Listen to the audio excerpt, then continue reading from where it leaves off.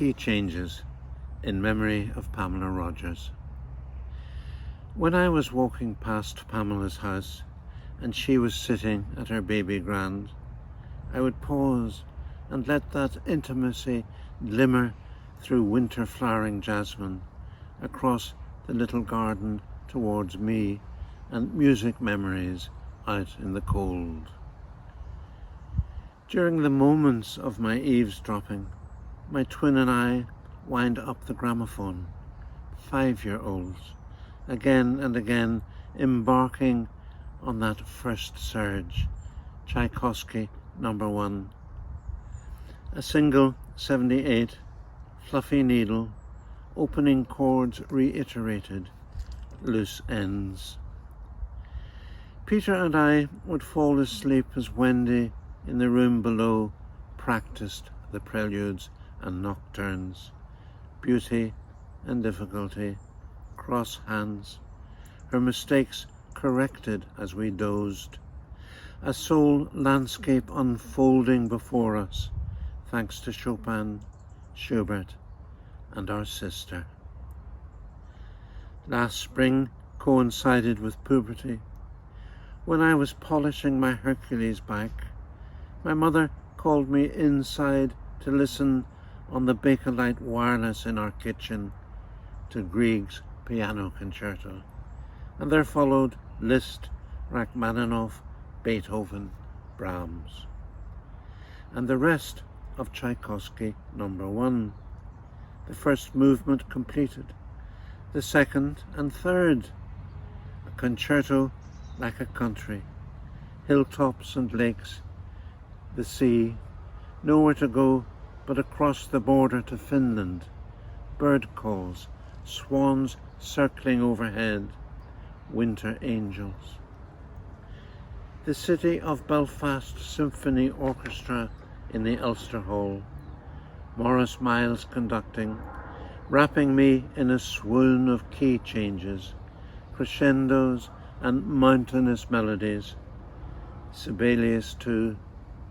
Later, my first LP, which I would play to exhausted girlfriends. Courtship was sharing music in the dark, the sexiness of string quartets. Then Fats and Billy, whom I found in Solly's shop, joined the party. They linger with me now, outside Pamela's musical household, as she sits down to play her baby grand.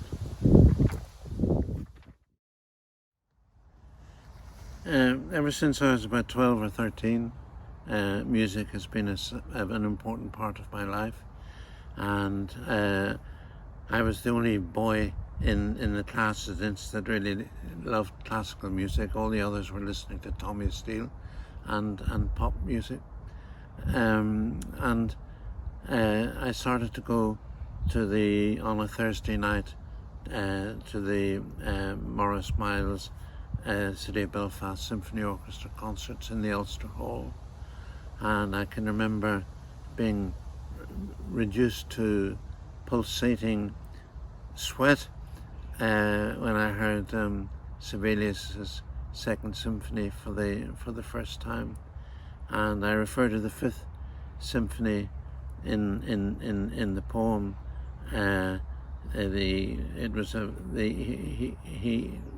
He was overwhelmed by a flock of wild swans, hooper swans, overhead, and the rhythm of their wings provided the wonderful theme for the last movement of the Fifth Symphony.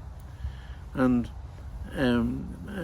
I worked for the Arts Council on the literary side, and I got to love and treasure Pamela Rogers, who was the director of music, and she was a very talented pianist and a principled bureaucrat and a close friend, and she lives just round the corner, and I used to call in from time to time and talk music with her, and she would if I was well behaved, she would sit down and play me pieces of music that I love, Bach and a lovely Brahms lullaby,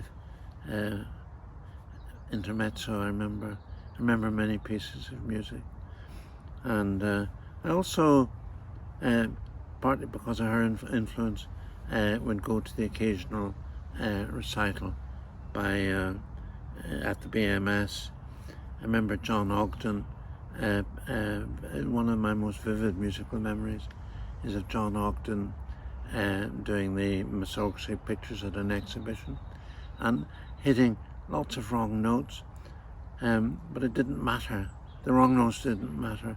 He was gigantic. He was a giant, as big as the music, and for me it was he got inside the music, despite or perhaps because of the wrong notes. And I mean, I can feel my body chemistry changing when I listen to music. I'm a Radio 3 man. My wife's Radio 4, and as we move in and out of the kitchen where we live most of our lives, the wavelengths are changed from Radio 3 to Radio 4 and from Radio 4 to Radio 3 and back again. But I think my BBC license is worth it for just those two miraculous radio stations. I mean, what other radio station in the world can you listen to a program about 14th century Portuguese lute music? Radio 3, and I love it deeply, and I think I would go insane without music. And when I'm away and there's no access to music, the first thing I do when I come home is to put on a CD. Well, I love CDs, yeah. So, yeah, music is central to my life, and I remember Pamela fondly. Well, not fondly. I remember Pamela with great love, as she was the soul of music, you know, and music was the soul of Pamela Rogers.